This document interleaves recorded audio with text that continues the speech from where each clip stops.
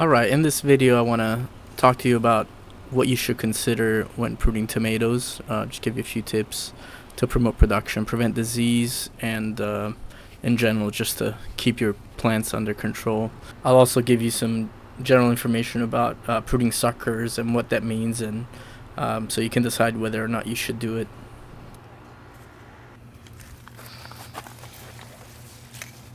The first thing that you should always be doing is identifying leaves that look sick, that may have spots on them, and consistently remove them.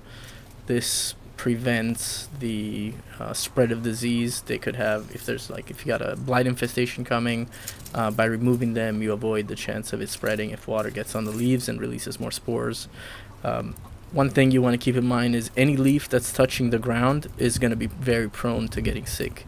So remove any leaf that's touching the ground, and also any other leaves that look sick or deteriorating.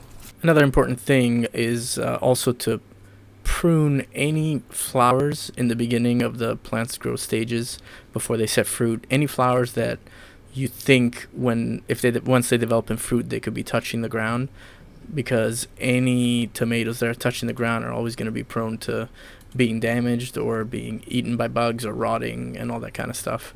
You can see in this case that I didn't do it. I actually picked these tomatoes a little early just to avoid that, but that's a good practice in general. You want to continue to identify leaves that have spots, yellowing. Continue to remove them. Leaves that are dried up, which are not helping the plant in any way. And in some cases, these damaged leaves might just be old leaves. They're not necessarily sick, but it's not always super easy to identify diseases unless you have experience. And so, just to avoid the chance of a disease spreading, you might as well remove it, because it's not helping the plant any by leaving it on the vine. Here I'm just looking at the leaves as I prune them. I'm just checking to see if there's any damage. You can see these tomatoes are actually stressed, probably due to the lack of water.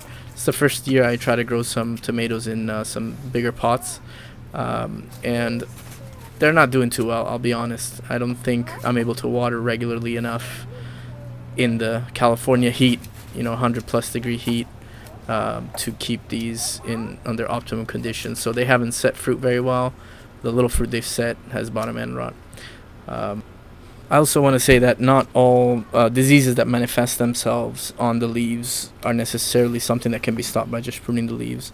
For example, there's plenty of diseases that attack the roots of tomato plants that would look like dying leaves, yellowing leaves, stuff like verticillium wilt, which will just make verticillium wilt or fusarium wilt, which will make some of the leaves just dry up and die, or root knot nematodes, which will just debilitate the overall health of the plant. But in general, it's a good practice to prune decaying leaves. The next aspect of pruning tomatoes is the concept of thinning for airflow.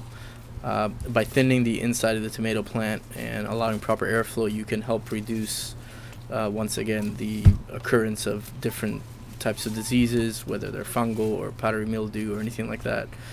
So the airflow helps prevent that. It helps keep the leaves dry.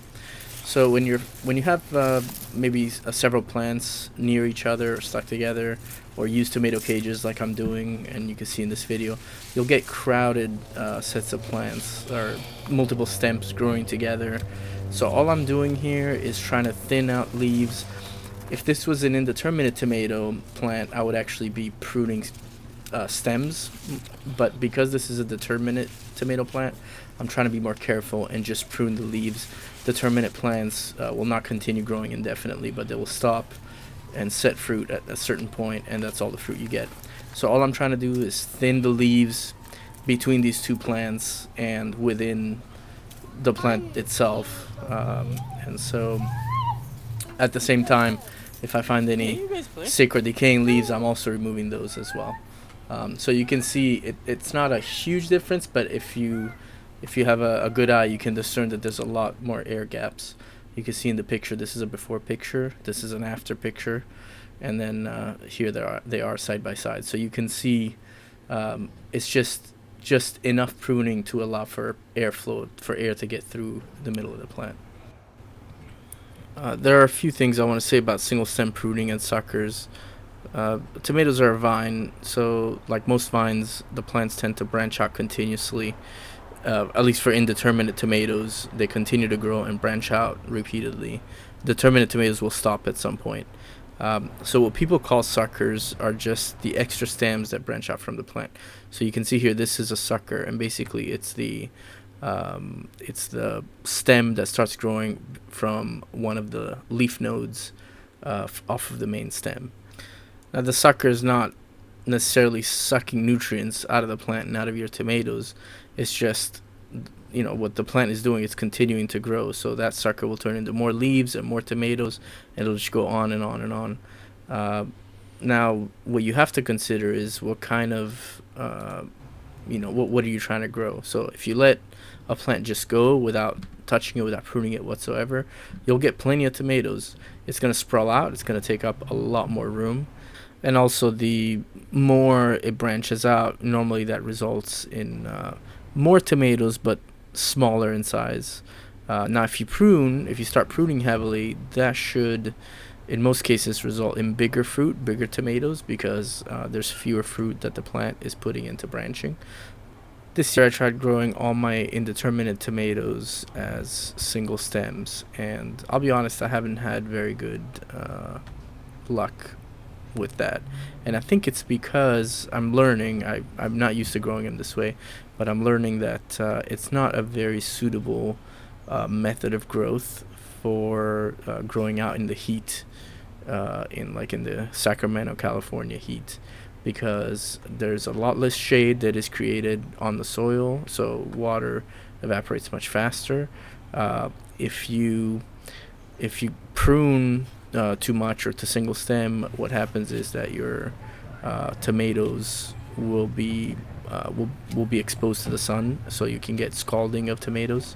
So in the future, I think I will try it again. I will try doing single stem growing next season, but I will try it with shade cloths to reduce the amount of heat generated. I want to see how successful that is. And you'll see single stem tomato plants grown in greenhouses, and that's it seems to be very successful. But I don't recommend that you do it unless you live somewhere where it doesn't get very hot and it's not very dry, like it is here in California, in Sacramento, California.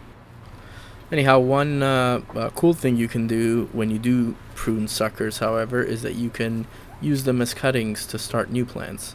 And so I'll take the suckers and I'll just cut them into pieces, and I'll cut the leaves to reduce the amount of evaporation or water requirement on the plant. And then I take these stems and I put them in soil, and I keep the soil very moist, and eventually they'll root. You'll get some losses, not all of them will make it, but usually you get, I don't take great care of them when I do it. I should keep them indoors and baby them, but I just leave them outside even in the heat, so usually about 50% of them make it. One thing about that though, make sure if you take cuttings that you're not taking them from a plant that looks sick, because you definitely don't want to keep propagating a sick plant. Anyway, I did want to mention something. I did show one of my plants in one of the pots that had a super long stem, and this is it right here with no leaves whatsoever. I wanted to give some background. This plant, the bottom leaves started getting really sick, and I just pruned it really heavily just to get ahead of it, and it seemed to work because it started growing and it got all the way to the top, and I just kept pruning the sick leaves, and it still gave me a lot of tomatoes even from the single stem. And the reason why this one was successful is because, in my opinion, because it was right behind the post and under the shade of the patio structure, and because of that shade it was able to grow successfully and still produce tomatoes and not get overstressed by the heat. This is why I want to test it again. I want to test the single stem growing technique next year, but using shade cloth. Anyway, that's the video. I hope you enjoyed it. Please leave a comment. I would love to know what you think, whether you liked or didn't like the video and why.